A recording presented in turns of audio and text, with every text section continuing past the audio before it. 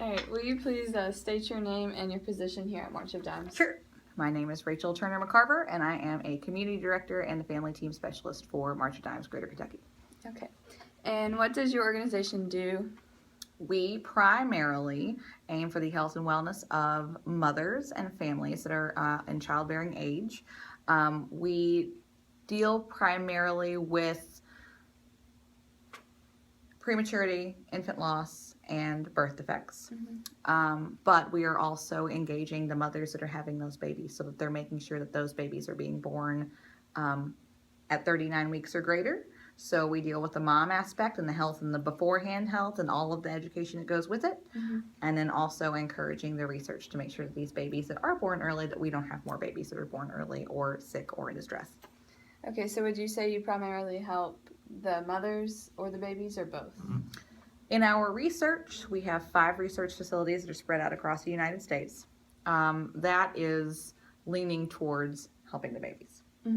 So that is determining why babies are born prematurely, determining why babies are being stillborn, why they pass away before their first birthday, why babies are born with chromosomes that are incorrect, those kinds of things.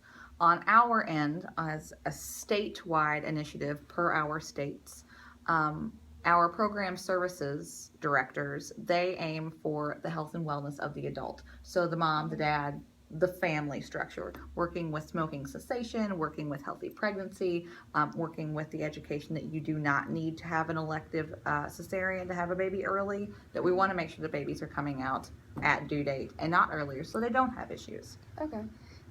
So what services do you provide specifically? We have, right off the top, as I said before, we have 5 research facilities. So we are working to, in our event structures, to have a percentage of the proceeds of what we are earning from fundraising to go to those research centers to continue that research.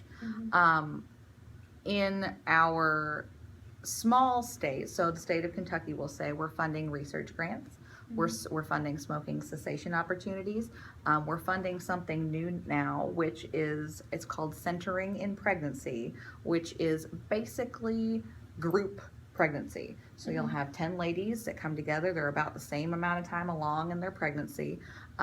In some instances they are more at risk than others educationally, drugs or rehab, things like that, but they're around the same sort of profile of female. And they see a doctor for a longer period of time than just their 15-minute checkups. They all are accountable to one another. So it's kind of like if you were going to a group to stop smoking, for instance, this is the same thing. This is trying to get a group of ladies further along than they ever would be in their pregnancy. And because they're accountable to each other, they eat better, they take better care of their bodies, they're accountable for their blood pressure, all kinds of things like that. So it's super. But those are some of the examples of what we do inside of our communities. Okay. And what is the most difficult part of your job? I am a parent of multiples that were born at 31 weeks. I am very lucky to have both babies, and they got to come home with me. Now, that's not to say that we don't have babies that don't earn their angel wings and don't go to heaven. So we do. So I'd say probably the hardest part is when I first got here, I had to get over that hump that is a something. And that's what I had to deal with it as first. And then those somethings became real babies. And then as those real babies, they had mamas that were attached to them. So I met all of those mamas. So it's probably the hardest part in learning how to best deal with the grief process and learn the right things to say to a mother who has lost a baby. And there are the right and the wrong things to say. But they kind of teach you along the way. If you tell them, I need you to teach me how to talk to you. Yeah, they're right there. Especially if they're a bit removed from the scenario. They want you to understand what it is that they feel. But that's the hardest part is learning that. Yeah. What do you feel is the least understood thing about the people you serve or about this organization? Well, March of Dimes in and of itself, if you don't know what we are by just hearing the title, you just don't know what we are. So if there's no baby, there's no preemie, there's no anything like that injected in there. So lots of times people have to ask a lot of questions. Oh, you work for the March of Dimes. I've heard about them. They earn dimes, right? And you're like, no. I'm here for the babies. And then you explain it to them. They go, oh, right. So, sometimes that's the quirky end of this scenario is just the name. That's what gets people hung up. And what do you think it might help people to better understand it? Well, once we get over the hump of what do you do, and you say I work for the March of Dimes, and they go, oh, do you really work for them, or do you just volunteer for them? Because we do have a huge, strong volunteer network, and there are only 5 people that work here. I get over the hump of, yes, I work for them, and then after we're over the hump of explaining what I do, because it's not just earning dimes and having penny wars in schools, Right. I think that it's more of a social awareness. And now that we're a younger organization as far as the structure of employment as well, we're all over social media. We're all over the most high-end technology. So, that way we're starting to get to a crowd that is more populated and knows more. So if we talk about team youth, for example, I go into more schools now than I go into businesses because it's better for our youth to understand where they're coming from, whereas people our parents' age, they know what we do. Team youth, if you will, anyone that's in that sort of age range of 11 to 18 may not know what we do, so that's why I go in and talk. Okay. We're solving the problem. Yes. Why do you think this particular injustice continues to happen in our world? Well, there are any number of reasons why babies are born prematurely. And we work very hard to narrow them down to more than a gajillion. Every other day or so, it will pop up on my Facebook feed or my Google alert that this particular antibody is found in women that have babies that are born prematurely, that don't have a diagnosis or some other affective factor, high blood pressure, or they're ill, or something that would trigger a pregnancy to deliver early. So it's neat to see that we're kind of narrowing down that spectrum, but at the same time narrowing down the spectrum of why babies are not living past their first birthday. So if we're saying that we have an infant mortality rate, you're speaking of babies that are, passing away from sudden infant death syndrome. And what is that? You're having babies that are passing away from any other multitude of just infant effects that we don't know about. And it's because they're deep in our bodies. And that's what we're trying to solve. Okay. What are some factors that contribute to this happening? Well, so education is huge. And if mothers are unaware that they need to take care of themselves, how they can take care of themselves, that's a big part of it. And lots of times you need a lot of help to be as healthy as you possibly can to carry a baby. And that's a hard thing to do. You have made life.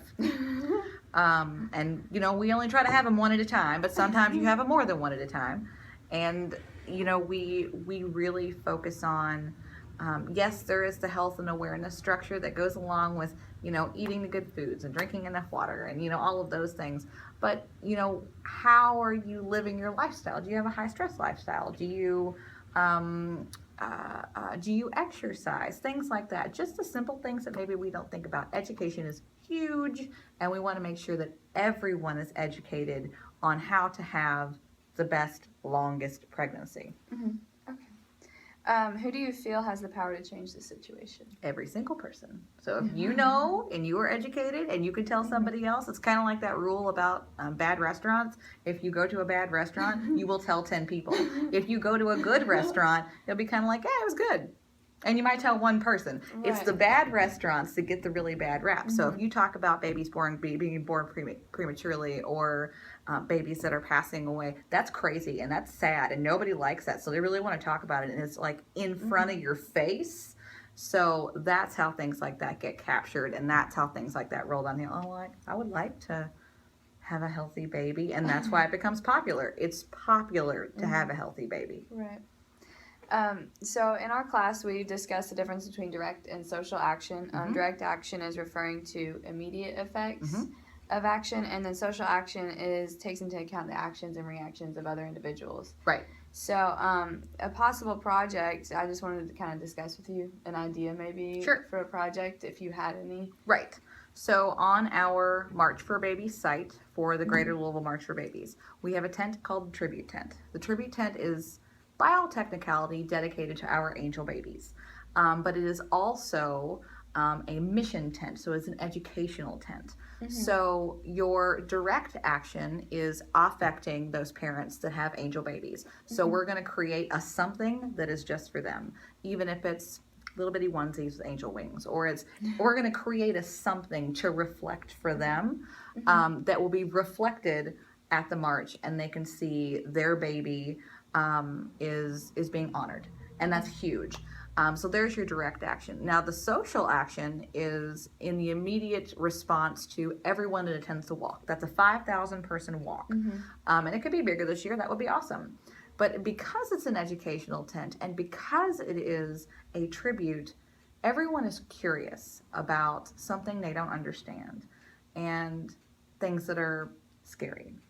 And angel babies, too, some can be kind of in that realm. Right. So what we're doing is we're opening that up to everyone at the event. We're honoring our angel babies, we're memorializing them, but we want something that's inside of that tent, which you and I will work on to create, everyone that can participate in.